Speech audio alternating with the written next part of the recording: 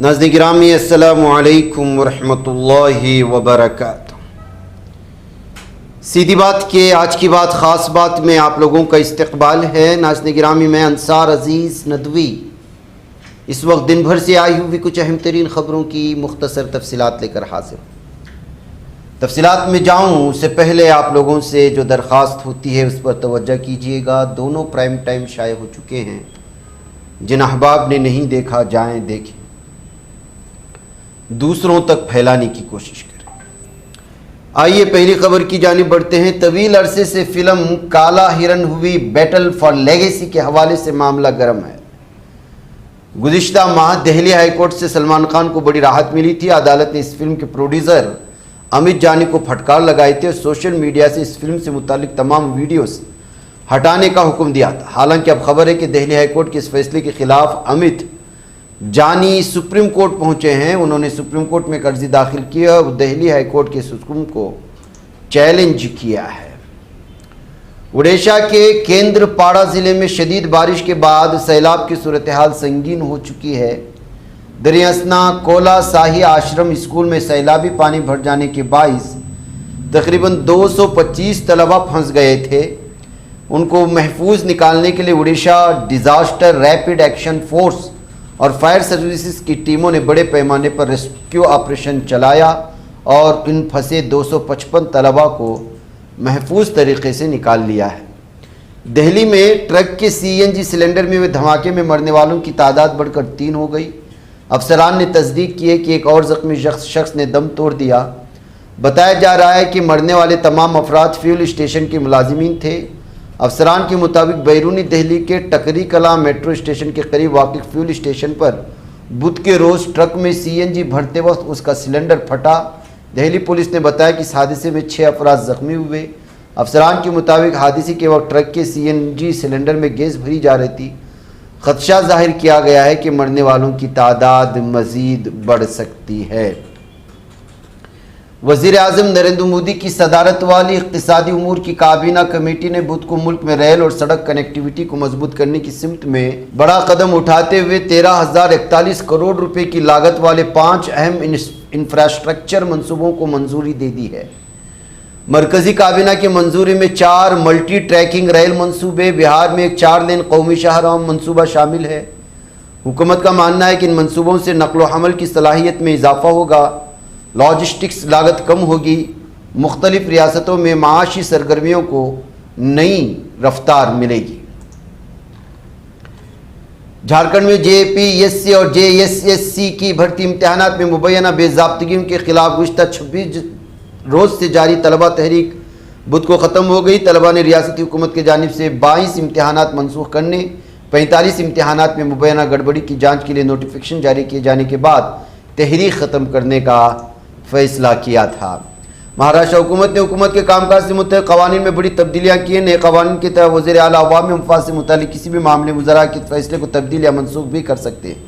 حالانکہ نیم عدالتی معاملات میں وزیر اعلیٰ کو اختیار حاصل نہیں ہوگا۔ مغربی بنگال کے اقتدار پر طویل عرصے تک قابض رہنے والی ممتا بنرجی کو ریاست میں مسلسل شکست کا سامنا کرنا پڑ رہا ہے۔ اسمبلی انتخاب میں شکست کے بعد TMC کے ہاتھ سے مسلسل لوکل باڈی کھسکتی جا رہی تھی، لیکن اب TMC کو بار کونسل کے انتخاب میں شاندار جیت ملی ہے۔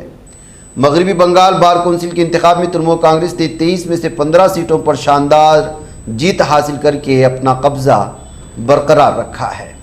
مغربی بنگال کی مرشد آباد کا ایک 16 سالہ نوجوان اقبال شیخ ان دنوں سرخیوں میں ایک پراسرار اور پریشان کن حالات کے باعث وہ اپنا زیادہ تر وقت تالاب کے پانی میں گزارتا تھا۔ اہل خانہ کے مجھے پانی سے باہر آتا اسے جسم میں تیز جلن محسوس ہوتی۔ کچھ دنوں قبل اس کی ایک ویڈیو سوشل میڈیا پر وائرل بتایا گیا تھا کہ غربت کے باعث وہ اپنا علاج نہیں کرا پا رہا۔ میڈیا رپورٹس کے مطابق اس کی مدد کے لیے صنعت کار اننت امبانی آگے آئے ہیں اور اسے علاج کے لیے ممبئی لایا گیا ہے۔ رام مندر ایودھیا نذرانہ چوری کی تفتیش جاری ہے۔ محکمہ داخلہ کی جانب سے تشکیل دی گئی خصوصی جانچ ٹیم کی حتمی رپورٹ آگے کی کارروائی کے لیے شری رام جنم بھومی چھیتر ٹرسٹ کو سونپ دی گئی ہے۔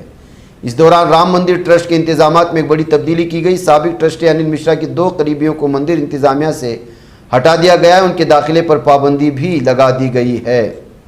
تمل ناڈو میں خواتین سرکاری ملازمین کو ایک بڑی راحت دیتے ہوئے وجے حکومت نے تیسرے بچے کی پیدائش پر زچگی کی چھٹی 12 ہفتے سے بڑھا کر 1 سال کرنے کا اعلان کر دیا ہے۔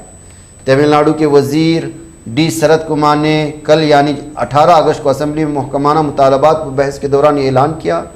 انہوں نے واضح کیا کہ اب تک صرف پہلے 2 بچوں کے لیے 365 دن کی چھٹی دی جاتی تھی، جبکہ تیسرے بچے کے لیے یہ حد 12 ہفتے تھی، جو کہ اب برابر کر دی گئی ہے۔ 27 سالہ مہیش مینا کی مشتبہ موت، جس کی 12 دن قبل جے پور میں موت ہوئی تھی، اب رشتوں اعتماد اور ایک ایسی مبینہ سازش کی کہانی بن گئی ہے جس نے سب کو چونکا دیا ہے۔ ایک رپورٹ کے مطابق بیوی کو اپنے شوہر کے قتل کی منصوبہ بندی کے سنگین الزام کا سامنا کرنا پڑ رہا ہے۔ دہلی حکومت کے سابق وزیر اور عام آدمی پارٹی کے رہنما ستیندر کمار جین کو دہلی جل بورڈ کے مبینہ ٹینڈر گھوٹالے کے معاملے میں اینٹی کرپشن برانچ نے گرفتار کیا۔ اس معاملے میں جین سمیت 6 افراد کو گرفتار کیا۔ گرفتار کیے افراد میں دہلی جل بورڈ کے سابق سی ای او اور سینئر IAS افسر دت پرکاش رائے بھی شامل ہے۔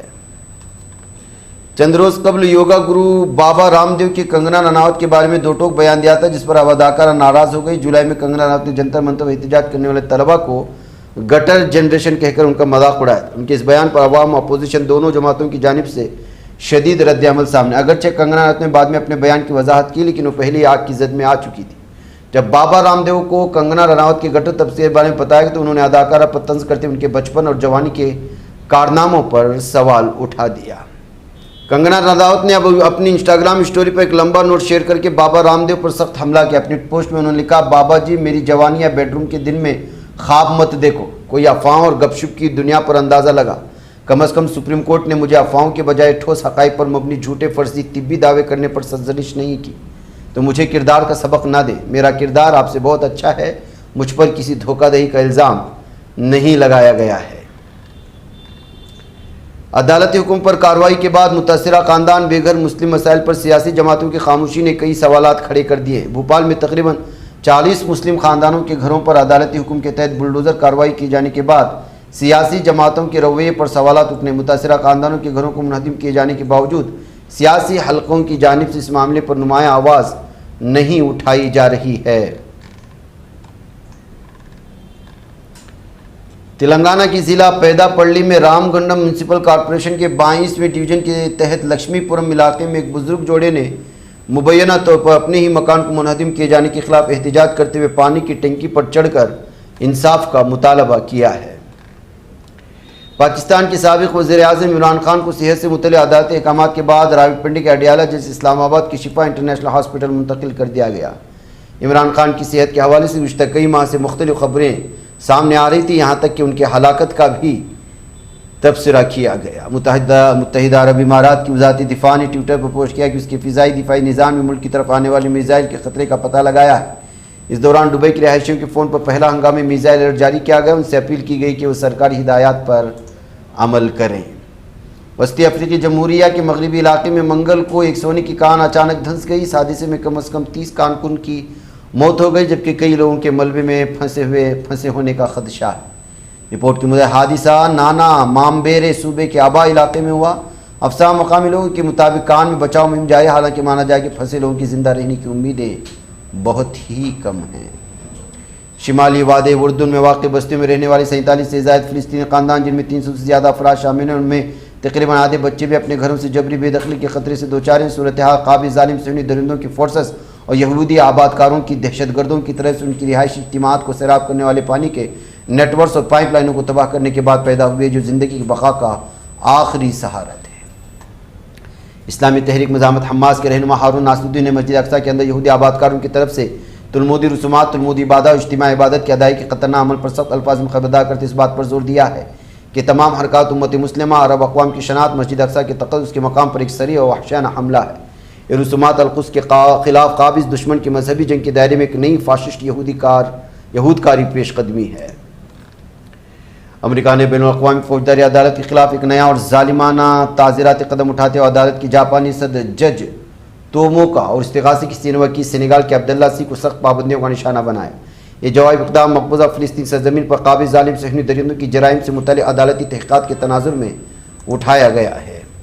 فلسطینی اسیران میڈیا آفس نے انکشاف کیا کہ صہیونی قوت قانون دامون جیل میں قید فلسطینی اسیر خواتین گزشتہ روز منگل کے فجر کے وقت قابض یماس فورسز کی طرف سے ایک صفاقانہ کریک ڈاؤن کا نشانہ بنایا گیا۔ قابض ظالم صہیونی درندوں نے جیل کے वार्ड्स पर धावा बोला और तमाम असीर ख़वातीन को कमरों से बाहर खुले सहन में निकाल कर इंतहाई ज़ालिमाना, तौहीद आमेज़ और तज़लील आमेज़ सलूक का निशाना बनाया। नाज़रीन, आज की बात ख़ास बात में इतना, इंशाअल्लाह फिर मुलाकात होगी। अस्सलामु अलैकुम व रहमतुल्लाहि व बरकातहू।